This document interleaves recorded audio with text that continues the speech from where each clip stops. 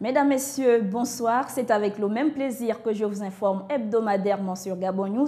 Sans plus tarder, les titres de cette édition d'information.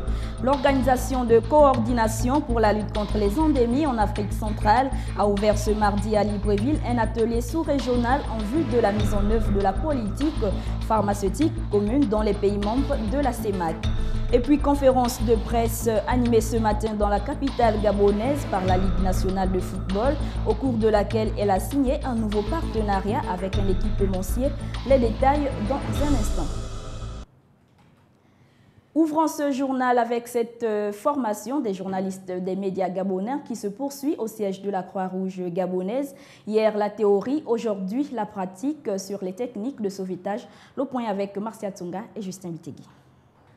Après les notions apprises sur le droit international humanitaire, le tour est venu aujourd'hui à quelques exercices de cas pratiques. Ici, quelques journalistes s'adonnent à cette activité. C'est une bonne chose parce que justement nous nous initions aux gestes du premier secours. Ce sont des outils nécessaires à la sauvegarde de la vie parce que désormais nous savons comment agir en cas de danger et quel comportement adopter pour tel ou tel titre de danger. Ce sont des outils qui nous permettront d'être véritablement des maillons de secours pour les personnes en danger. Si de la théorie à la pratique il n'y a qu'un seul pas, les journalistes l'ont vite franchi. Après une petite séance de théorie, nous sommes passés tout de suite à la pratique et c'est, j'avoue, très intéressant, très enrichissant, cette expérience que je suis en train de vivre à partir de la formation que la Croix-Rouge, la Société nationale de la Croix-Rouge gabonaise est en train de nous donner. Et en fait, il faut imaginer l'avenir parce qu'on ne sait pas où on peut se retrouver, on ne sait pas ce qui peut nous arriver entre-temps. Et donc, recevoir ces rudiments, ce béaba du sécurisme, c'est vraiment important pour moi, c'est nécessaire. Le Comité international de la Croix-Rouge, au-delà de son œuvre d'assistance humanitaire aux personnes frappées par un conflit ou une situation de violence armée, offre des formations aux hommes de médias, une plus-value dans l'exercice de leurs fonctions. Après les notions...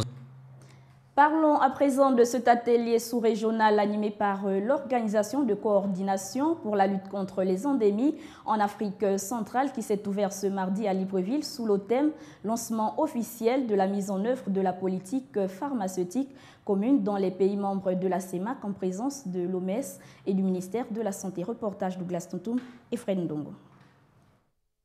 Conduit depuis 2005 par l'Organisation de coordination pour la lutte contre les endémies en Afrique centrale, OCEAC, le processus d'harmonisation des politiques pharmaceutiques nationales dont les travaux des experts se sont ouverts ce mardi en prélude à la conférence de lancement de la mise en œuvre de la PPC qui serviront de socle pour l'exécution des activités ont pour objectif mettre à la disposition des populations de l'Afrique centrale des médicaments de qualité à coût abordable, d'en assurer la sécurité d'emploi et l'usage rationnel pour une amélioration de leur santé constitue l'objectif principal de la politique pharmaceutique commune des pays de la communauté économique et monétaire d'Afrique centrale.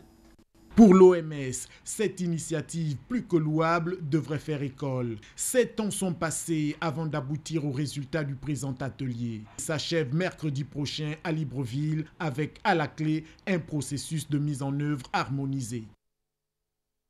Ouverture ce matin à Libreville de la 10e concertation annuelle en matière d'élevage, de pêche et d'aquaculture en zone CEMAC, entendez, communauté des États de l'Afrique centrale.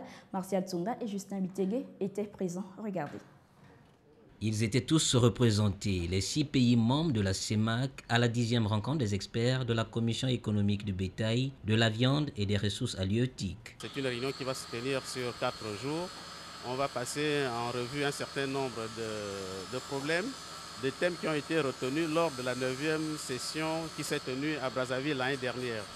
Donc on est là pour évaluer ce qui s'est fait et pour proposer des pistes de réflexion pour l'avenir. Pour le professeur Toussaint Bengondong, la 10e session de concertation annuelle revêt un caractère particulier. On l'a organisé autour de 2 thèmes. Alors, le premier thème, ce sont des problèmes de réglementation zoosanitaire, c'est-à-dire des problèmes liés à la santé des animaux. Vous voyez, la santé des animaux, ça conditionne bien sûr l'élevage, la santé des animaux. Ça conditionne aussi le transfert, le commerce des animaux. Donc ça, c'est le premier thème. Le deuxième thème a trait à ce que nous, on appelle dans notre jargon l'accord SPS de l'OMS. Sensibiliser les opérateurs économiques à participer au débat sur la problématique du financement du secteur agricole, élevage, pêche et aquaculture, mettre en place les programmes de lutte contre la peste des petits ruminants sont entre autres priorités de la CBVIRA. On en vient maintenant à l'actualité sportive. Confrontée donc à des difficultés de trésorerie, la Ligue nationale de football va démarrer la saison 2013-2014 le 22 décembre prochain dans l'attente des moyens promis par l'État. La LINAF a annoncé en conférence de presse la signature des nouveaux partenariats avec un équipementier qui va habiller les 14 clubs du National Foot du Cap à la cheville. C'est le 22 décembre prochain que sera donné le coup d'envoi du championnat national de football professionnel. Confrontée à des difficultés de trésorerie, la Ligue nationale de football, de concert avec les clubs, va démarrer la compétition dans l'attente des moyens promis par l'État. Les clubs et les présidents de clubs que nous saluons au passage et que nous remercions ont accepté de mettre beaucoup d'eau dans leur vin, beaucoup de vin. Parce que je vous assure que je vous disais que les arriérés ne sont même pas totalement épuisés. Les arriérés ne sont pas épuisés. La saison, en termes budgétaires, n'est même pas encore à portée de la LINAF. Pour un déroulement correct du championnat, les présidents du club sont tenus au respect de certaines conditions. Pour y arriver, il y a des conditions. Et les présidents des clubs ont longuement été édifiés sur ces conditions. Le championnat national et le projet du championnat professionnel reposent sur un certain nombre de principes. Il y a le principe de la crédibilité. C'est indispensable, c'est indéniable. Si nous ne donnons pas de crédibilité aux produits que nous voulons vendre, je ne pense pas que nous allons attirer le maximum de sponsors. Donc, les clubs le savent. Face à la presse, le vice-président de la LINAF a annoncé la signature d'un nouveau partenariat avec un équipementier qui va habiller les 14 clubs de National Foot du Cap à la cheville.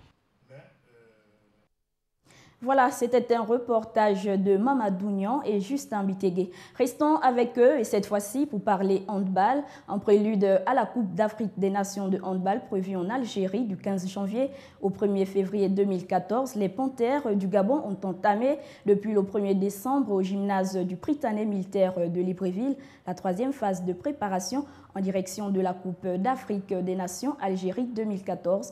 Les joueurs retenus par l'encadrement se rendront en Croatie pour parfaire leur préparation.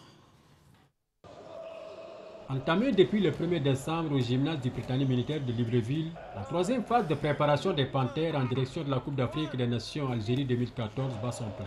Le dernier virage prévu en Croatie sera abordé dans quelques jours. Pour avoir ce groupe qui se retrouve sur le terrain avec quelques expatriés, nous avons du côté de la fédération organisé 2 tournois de détection. Le premier tournoi de détection s'est déroulé du côté de Port-Gentil et le deuxième tournoi s'est déroulé du côté de Libreville. À l'issue de la première phase de préparation, il y a eu déjà un premier écrémage. Il y a 7 ou 8 joueurs qui sont sortis. Le coach continue avec ceux qui sont présentement sur le terrain.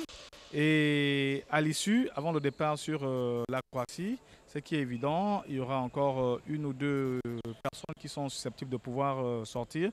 La Croatie n'ayant pas de représentation diplomatique au Gabon, un émissaire sera dépêché au Maroc pour établir les passeports de la délégation. Au niveau du Gabon, nous n'avons pas de représentation diplomatique de la Croatie et nous avons d'anticiper en envoyant un émissaire vers le Maroc qui va regrouper tous les passeports des joueurs, des dirigeants qui devront effectuer le déplacement de la Croatie vers le Maroc afin de faire viser les différents passeports et nous les ramener en fin de semaine afin que le 23 au plus tard l'équipe se déplace vers la Croatie. La phase finale de la Coupe d'Afrique des Nations de handball se disputera du 15 janvier au 1er février 2014 en Algérie. Voilà, fin de ce journal. Merci de votre aimable attention. L'actualité se poursuit sur les www.gabonnews.com. Rendez-vous demain à la même heure. Au revoir.